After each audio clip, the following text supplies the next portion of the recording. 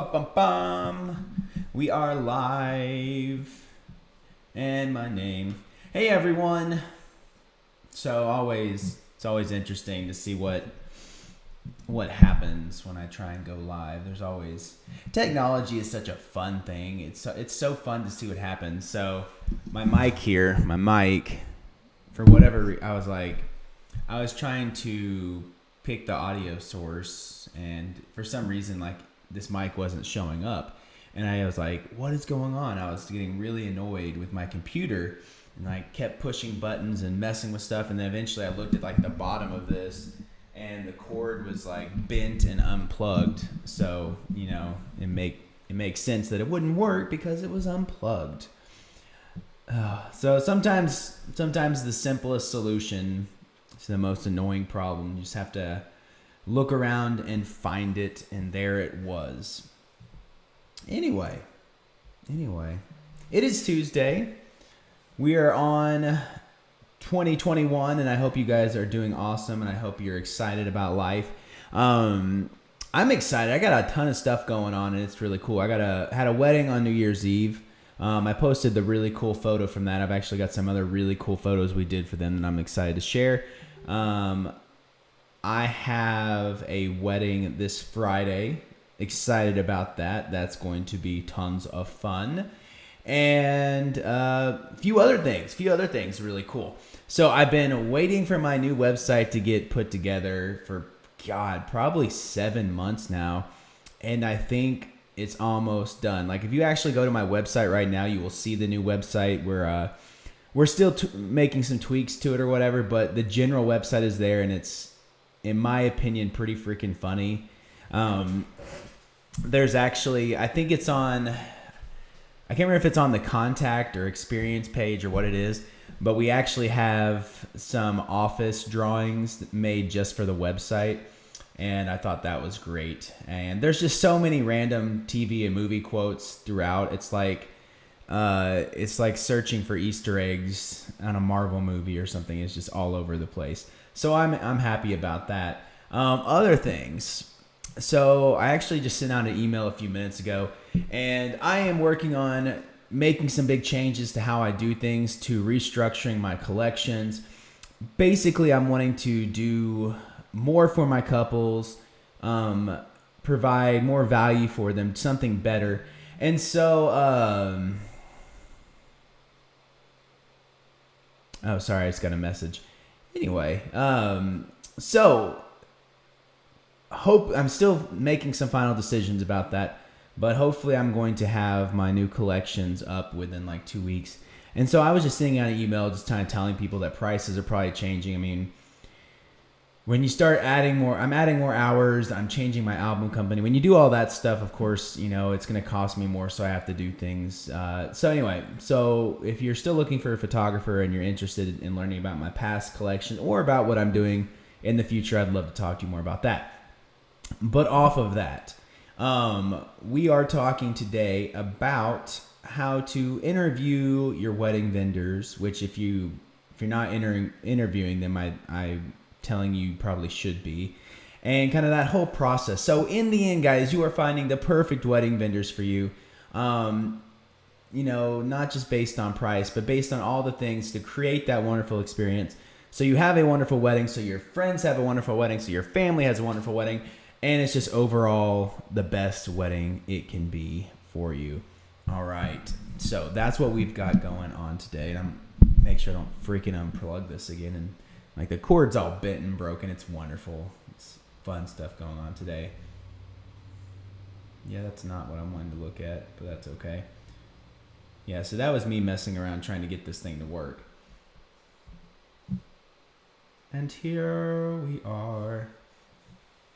So again, we're going to talk about that whole process. So if you're already done hiring all your wedding vendors, this probably isn't going to be very helpful. But if you're in the early steps, or if you even have just a few wedding vendors left, I suggest you follow this process. It's going to protect you. It's going to help you find the best ones and give you the best experience possible. So let's first talk about the importance of wedding vendors. Guys, they're not all created equal. I hate saying that, but all caterers are not the same. All wedding coordinators are not the same. All venues are not the same. All DJs, photographers, we're all different. And, I hate saying it, but some are better than others and some just do things differently than others. However you want to say it, it is extremely important that you hire the right ones because your wedding vendors are going to make or break your wedding. I've seen it so many times. I can't remember who I was talking. I was talking to a wedding coordinator on New Year's Eve, and we were just talking about how important it is for her to give me warnings before things happen. Because I've had wedding vendors or wedding coordinators who just don't even warn me when something's going to happen. And then all of a sudden I can't capture moments because I was never warned that something was about to happen. So that's what I'm talking about with how important they are. And you want people that are trustworthy. I don't know if I've ever shared this story before, but about 5 years ago, I think, I did this wedding, and it was this coordinator from Oklahoma. Nothing seemed out of whack or whatever. Did the wedding, and it turns out that this wedding coordinator was collecting money from the couple, right? And she was in charge of paying all the vendors. And she never paid them. She just stole the money. Luckily for me, I got the money directly from the couple, or I would be super, super angry about that. But yeah, so this wedding coordinator actually stole money. Blows my mind. It's also important to know that they have the skill. So are they capable of doing what it is that you're needing them to do as far as things like, do they have the equipment? Do they have the experience? So overall, you can get what you're wanting from them and from your wedding, because that's important. I also think it's extremely important that you find wedding vendors that you like being around.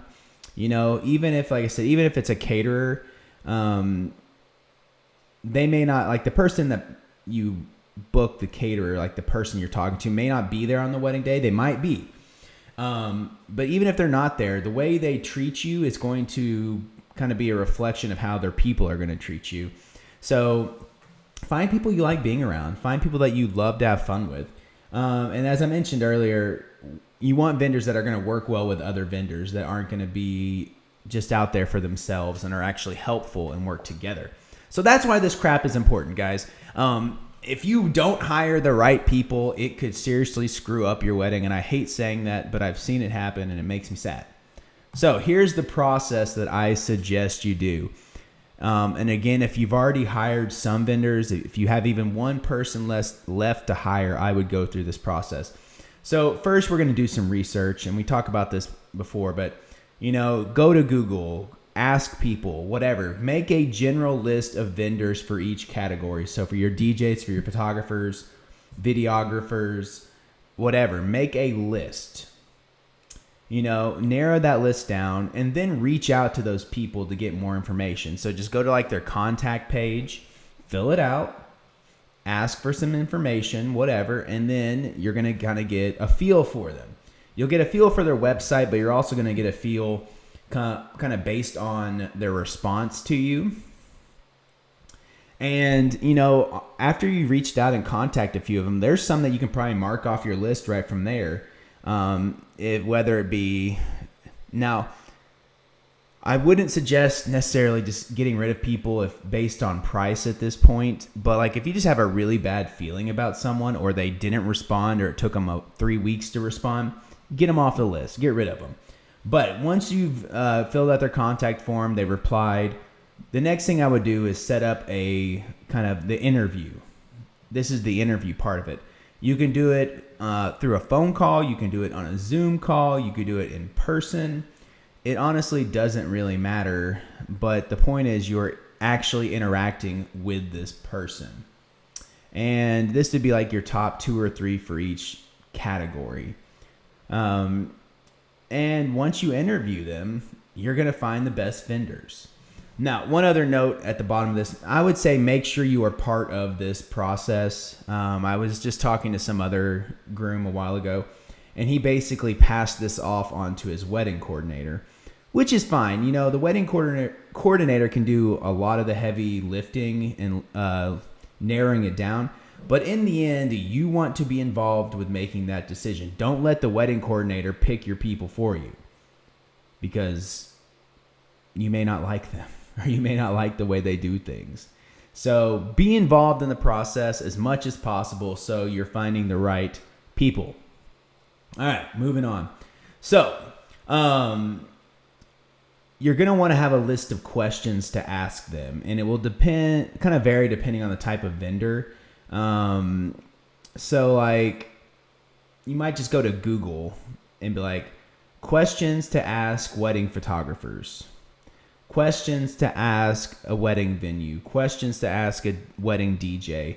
And you're going to get a list of questions. Now, I'm not saying you have to ask them every single question that you find on these lists, but you can look through the list, find the ones that seem kind of important to you, get rid of some of them, whatever.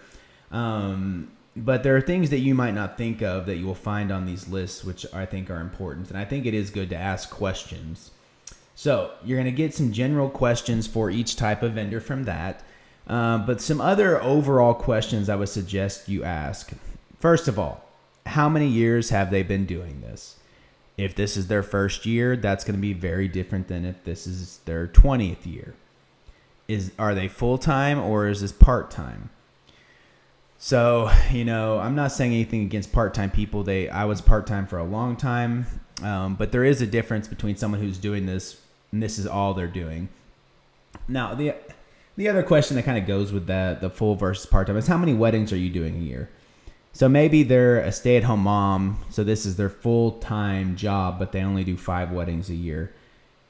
That's not the same thing as a full-time person who does 30 weddings a year. Okay, so just kind of these questions are giving you a good idea of how much they are actually doing and how much experience they actually have. Now, these questions I kind of think are more important as far as like kind of figuring out people, which again, there's more to a business than just like the outer shell of how many hours, how much does it cost. You want to find the people that you can trust and are going to be doing the best service for you. So some questions I would ask. Why did you get into weddings? What do you love most about weddings? So that's going to tell you what they value. That's going to tell you, are they actually passionate about weddings, or do they we're trying to make money off of weddings? It'll give you a good idea of who they are. What do you look for in your couples, like the people you're trying to book? So like, are they looking for certain type of people? Are you that type of person? Tell me about your favorite wedding. So same thing. So like if you're a real laid back person and they're like, oh, I love the weddings where there's drugs and alcohol and craziness and fires, you know, that may not be your type of person. Or if they're like really into high designer fashion and decorations, and that's not your thing either. So, you know, just kind of figuring out what they're into. What do you like to do in your free time? So very personal question, connecting with them. See again, if you have any connections with them. I think that's important. And a big one is, what makes you different than all the other photographers? What makes you different than all the other DJs, whatever. And they'll tell you kind of some more about themselves, and so you can kind of compare them to other people. Some general tips. If you can get another person in the interview with you, I think that's helpful, whether it be just on the phone call or in person or whatever. So you have someone else who's getting a feel for them, someone else who maybe is coming up with questions, someone else who's can give you an opinion at the end of it. So it could be your fiance, could be your mom, your dad, your brother, your sister, whoever. But it's always good to have a second opinion. Make sure you write down the responses. Because like if you're interviewing 3 people, you're going to get confused and be like, okay, what did they say when I asked them that question? Are they the people? Is that the person that's going to give me a free chinchilla? I can't remember. So you don't want to get confused. So if you're doing a Zoom call, you can actually record the whole thing, which is pretty cool. I'd ask permission before recording, though. Be like, hey, is it cool if I record this so I can go back and check out all your answers? but having that information, make sure you don't get confused from A to B to C with all these different people. Do research beforehand. So look on their website, read what they say. So if there's anything that you need to clarify about their process or what's included, you can ask that while you're there. Don't just show up with no idea about anything about them. I think it's also important to remember that you are kind of the person in charge here. I mean, you're the one making the choice. You're the one paying the money. You're the one booking. So, I mean, a lot of the power is in your hands. Now, I mean, there are some vendors that are so popular that they could just be like, nope, sorry, I'm going to do what I want. But most people are happy to work with you. So just don't let them, completely push you around on things or whatever. I would also make sure you have plenty of time to pull off this interview. Don't show up and be like, I only have 10 minutes to do this, so we're going to have to run real quick. Schedule like an hour, maybe an hour and a half. I've had some meetings that last like an hour and a half, 2 hours. And it would have really sucked if they were like after 20 minutes, like, all right, we got to leave. We're out of here. So make sure you schedule that time and make sure you have that kind of planned out. And you might just ask them, like, how long does this normally take? And they can kind of tell you things. All right. Moving on. And after you've done the interview, it's time to actually make a decision. Did you enjoy your time with them? Did you feel comfortable with them? Could you easily have a conversation, or was it like really forced? Did you find yourself just like sitting there not knowing what to say, or were you like best friends? Other things that might kind of help with. Sorry, I'm getting a phone call and I'm just trying to figure out who it is. I'm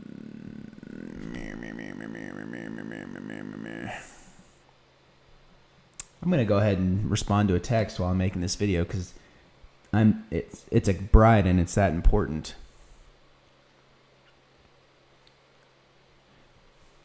All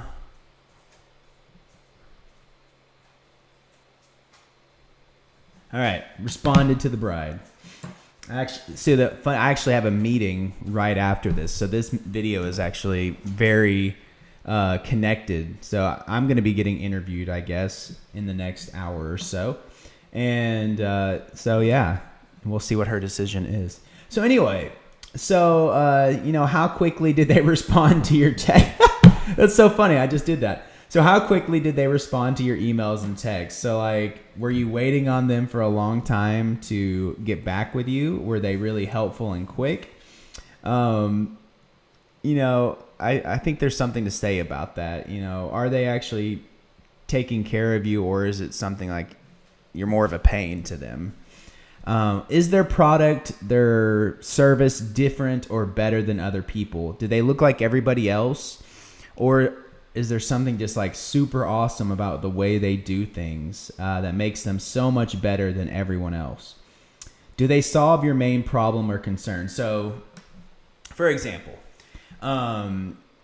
so if it's a wedding venue, you're trying to decide on a wedding venue, you want to have, like, your dream is to have your wedding ceremony outside, but that's very scary. What if it rains? What if it's snow? What if there's mosquitoes? What if it's cold? So your concern, your main problem is you want to have it outside, but you also want a backup indoor option. So if you're looking at venues, first of all, do they have the outdoor option? Is it beautiful? Is it a good outdoor option? Secondly, do they have an indoor option? So, with every vendor, you're going to have something that you're concerned about. Do they deal with your main concern? Can they solve your problem for you? Think about those things. Did they seem confident or super desperate? Hopefully, I don't think overconfident is a good thing, but I don't think desperate is either. So like if they're desperate, that means they're probably not super busy or doing well. And that doesn't mean, if they sound kind of desperate, that doesn't mean that they're not going to do a great job for you. It's just something to think about. And again, if they sound just super overconfident, that may say something about them as well. And again, I'm not saying any of these things is a deal breaker or whatever, but it's all just stuff to kind of keep in the back of your mind as you are making the decision with each vendor. Was there anything else you still had questions about? So like, do you need to ask them some follow-up questions? Is there anything that you need more clarification on? Was there anything that was troubling, like a gut feeling, like, I don't feel right about this. There's just something that just doesn't feel good. Guys, if you have that feeling, then there probably is something there, and it may just be a question that you didn't get answered. So maybe you need to do some more research and figure out what it is that's bugging you and ask them that question. And, at the very end of this, I put pricing last because I hate when people look at pricing first.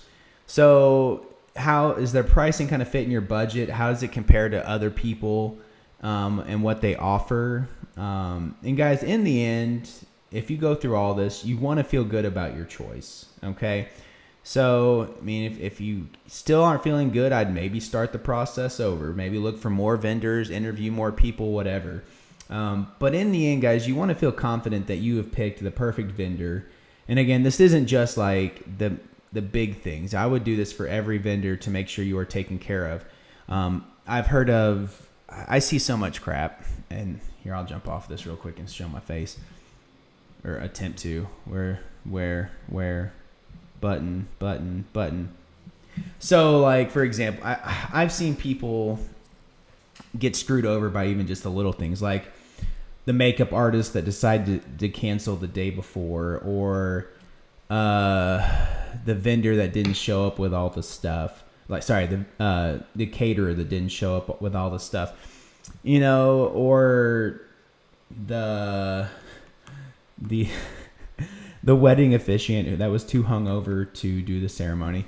Yes, that's true. That is true. So guys, they're all important. Everybody that is involved in your wedding is important, and you want to interview them and make sure that you are taken care of. All right. I've got to jump off of here because I've got to go get ready for a meeting. It looks like we're going to do it in person versus a call, which is fine. But guys, thank you so much. And as always, if you have questions, if you need help with something, whatever it may be, reach out. I am here to help you guys, and I hope you have a wonderful Tuesday. See you later.